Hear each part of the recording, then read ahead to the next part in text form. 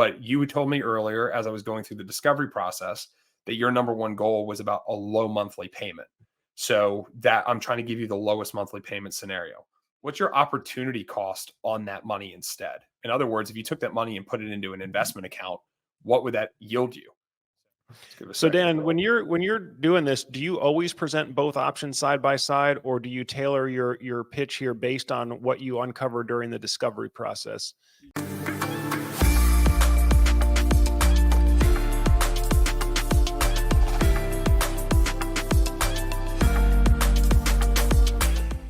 So a lot of times I might go ahead and do a comparison and put these side by side, or just for the sake of highlighting this a little differently, I'll load up here just a particular option. Let's just say I was using this one and let it load up. So what I've queued up here is a low interest rate scenario, right? This is a 25-year term at a 3.99% option, 3.99% interest rate. This would be for the person that oftentimes is saying, yeah, I want to do the bill swap, right? I want to trade my bill from this to go to that. Now, here's what I do think is important if we look at this. Remember earlier on here, I'll back it up real quick. We figured out that the average bill was $175 per month for this homeowner. We also figured out that over 25 years, based on $81,000 of cost, that their average over 25 years was going to be $270. So I'm keeping those numbers in my mind as I pivot to my financing cell, right? Give me 1 second here. And so right away, we can clearly see monthly payment, $200 a month. We can see what the total cost of the system is, what the net costs are, what the tax incentives are. Obviously, if you've been in the industry for any length of time, or you're just kind of learning more about it, there are financing fees that get added into the projects, right? Sometimes referred to as dealer fees. But what I am typically explaining, like I said a little earlier, use terms that homeowners are understanding. This is a rate buy down, right? If you want today's no fee option, I can provide that to you. For this particular example, that'd be an 8.99% interest rate. But you told me earlier, as I was going through the discovery process, that your number one goal was about a low monthly payment. So that I'm trying to give you the lowest monthly payment scenario.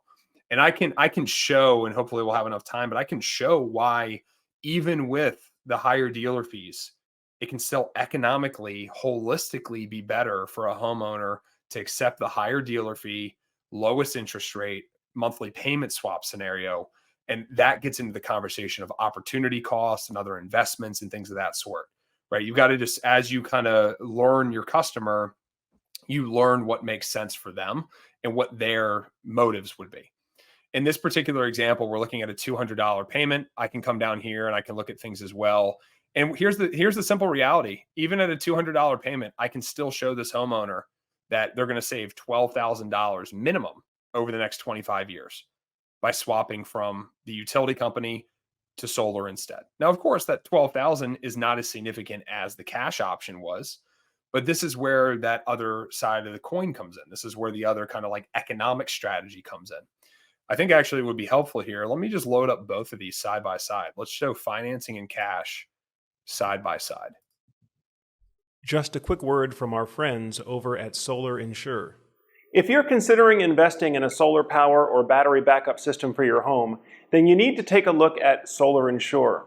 Because Solar Insure protects you in the event that the company that does your original installation goes out of business.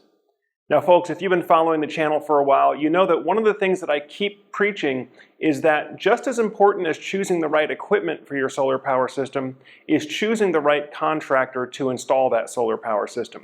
Because your primary warranty service is going to come from your local installation contractor. And although some of the manufacturers might have great warranties, it's very impractical for a homeowner to make a direct claim on a solar panel warranty or even on an inverter warranty, because typically you need a skilled technician to perform the labor, to do the work, to actually replace that defective component. But the worst thing that can happen is that if that installation company goes out of business, the homeowner oftentimes is left having to hire another contractor to come and make repairs. And oftentimes they have to pay significant amounts, several $1,000s, because frankly, most solar contractors don't want to be doing repairs on old systems. They want to be installing new systems, which is actually what drives income and profit for the business. So Solar Insure has a solution for this. It's a third-party warranty that covers the entire system for 30 years. which means that if your original installation company can't make necessary repairs or maintenance, Solar Insure will reach out to another one of their enrolled partners and have that company do the service for you. Now, this is a fully transferable warranty. So if you sell the home or if you intend to pass the home on to your children, the warranty is transferable to the new owner for the entire 30-year term. Solar Insure also does fleet monitoring, including component level monitoring and diagnostics, so they might be able to spot a problem with your system before you even notice it.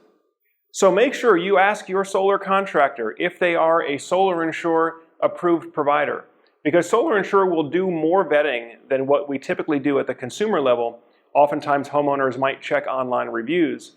However, Solar Insure does a much more in-depth evaluation, including really looking at the financial strength of the company, which is going to be the best indicator of whether that contractor will be able to remain in business long term. So if you'd like more information, you can go directly to the Solar Insure website. We'll make sure we have a link in the description below so that you can get in touch with a qualified installer right away. Now you can clearly see total system cost here, cash $36,400, financing $52,753. So pretty stark difference between those two. We've got about a $16,000 difference, right, in the rate buy down to get to that point. If we expand this down a little bit, we can see over 25 years, $12,000 saved by financing. We can see $46,000 saved by paying cash. And this is an illustration that I would do here. But here's the thing. In order for this homeowner to get to the this cash scenario, right, they've had to part ways with $36,000 up front. Assuming they qualify for the tax incentives, they receive that money back. The other incentives, at the very least, they're parting ways with $20,619. And then there's that 10-year kind of waiting period, 8-year waiting period for them to have that break even. What I like to do a lot of times, depending on how sophisticated the conversation, I'll take this number and say, well, hey, let's look at an alternative. What if you decided to finance this, right? And yes, it's a higher amount. Yes, you pay interest. Yes, your payment's $200. But let's go look at, and I'll pull up investor.gov and look at a compound interest calculator. What's your opportunity cost on that money instead? In other words, if you took that money and put it into an investment account, what would that yield you? So it wouldn't let me copy paste, but let's just go ahead and plug this in. 2619, right? Let's assume you contribute nothing to this, right? And then let's look at this, because we're comparing this over a 25-year period. Let's look at 25 years at an average return of 8% per year, which is pretty conservative for an S&P 500 index fund, right? I pulled up something here earlier just about average returns. What we've seen historically from investments in this kind of category, where's the number? Since 1957 through 2021, it averaged a little shy of 12%. You can also go in here and you can look at historical years, what's happened, right? The last year we had was 2022. Yeah, of course, it was a very down market. But 2021 was a very up market. 2019, very up. 2020, very up, right? And there was a lot of other years prior. I mean, we go back here to 2013, 32% returns in 2013. So I'm taking these numbers and being very conservative, putting in 8 years, and let's compound this annually and let's calculate. $141,000. And so this helps illustrate that point.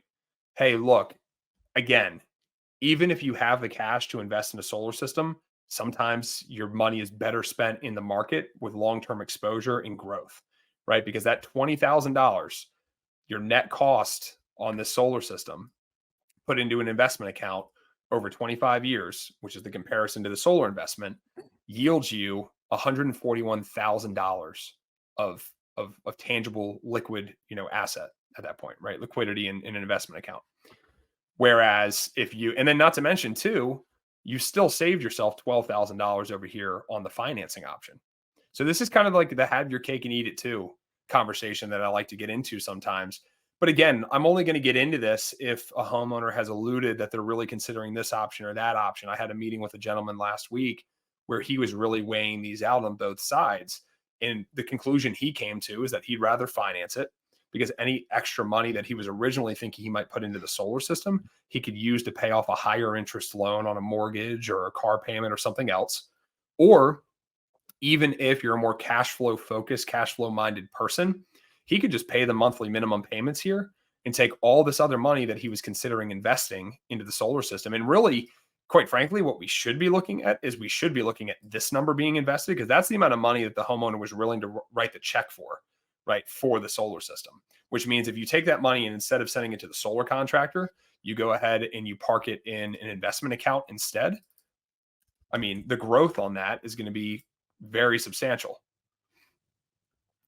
So Dan, when you're doing this, do you always present both options side by side, or do you tailor your pitch here based on what you uncover during the discovery process as far as their financial intentions? Good question. Yeah, I do not always show that. I just wanted to recalculate this here. It's running slow.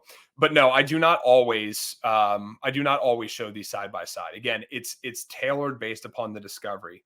Discovery is absolutely crucial from the sales process. We need to understand like what makes them tick, what are they interested in, and what is their goal, right? And I'm going to tailor my sale to what their goal is. If their goal is about, I want the greatest economic impact. And I've talked about this before, but a couple of the questions I'll generally ask in discovery. I'll ask, hey, when you buy a car, are you more focused on the overall total price, or are you monthly payment shopping, right? Do you have a budget in mind for monthly payments as to what you can afford, and that's your main goal? Or is your main goal like what is the total price, right? Just because the number showed up, that $36,000 that they could have wrote the check for solar is $250,000 over 25 years, right? So this is just a good comparison side by side. Here's the other part for those that are probably wondering, well, yeah, but I'm going to have spent $52,000 on the solar system, or let's even go one step further. Let's just do the whole calculation. $200 a month. This is probably not showing up on the screen. Over 300 months, right? Let's assume, because I can hear somebody saying right now, oh yeah, but the interest, right? The 3.99% interest. You're absolutely right. This $200 a month has that 3.99% factored into it. Let's assume you never pay it off fast. You only pay it off super, super slow, and you take all 300 months. That's $60,000. But again, $60,000, take that out of the 249,000 here. You still put yourself in $180,000, $190,000 better situation for your household and your family over a 25-year period. All the while, remember, all you did was just change where your monthly payment was going. Your average monthly payment over the next 25 years was going to be $270 a month for electricity. Now you're averaging $200 flat for 25 years, and gave yourself and your family an additional $190,000 of net worth, because you parked your money somewhere else and just waited and played the long compounding interest game. So, but sorry, Joe, to go back to the main question, I discovered this earlier on, right? I want to figure out what is your goal, what is the incentive. Now, if someone's kind of on the fence, right? If you're one of those maybe higher net worth people, or you have the income and you have the assets, just go ahead and invest in solar right away. But you're like, yeah, if I can get a better deal, if I can sense that they're a little bit of a savvy financial person, then I might have this. I might literally go through this exact exercise with somebody. And that's why I say a lot of times we as solar professionals, we're not just solar salespeople, right? Like we really play the role sometimes of financial advisor, or just a sounding board, or some sort of person that can lend some insight. Now, I would always caution, of course, like you don't have a fiduciary responsibility to them. You're not actually a financial advisor, so don't claim that you are, but you can give some perspective. You can just say, hey, this is what I've helped other clients with before. This is what I've done personally. And that's my personal strategy. So for anybody that's watching, on my own home that I own a solar system for, I financed it, even though I knew the different scenarios that were available, but I chose to finance it because I'd rather have my cash that I can go put in an investment account and grow for me over time, right? Because the growth over time was going to be a lot more impactful than paying off the solar system and the solar loan in the short term. So that's what I chose. That was really powerful, comparing even with the higher dealer fees, because you've got such a low interest rate, even with your total monthly payments on financing, you're still saving a considerable amount, keeping your cash and having that cash working for you, as opposed to buying the solar system outright. All right. I hope you're getting some great value from today's video content. Now, if you would like to have your product or your business or technology featured on the Solar Surge channel, feel free to reach out to us at the link below so you can set up a call with our media team to talk about your marketing goals and how Solar Surge can help you get there. Solar Surge is the leading online community in the U.S. residential solar and energy storage space. And so if you'd like to get your product, business, or technology in front of our audience, we can help you do that. Again, feel free to reach out to our media team at the link below or email media@solarsurge.net.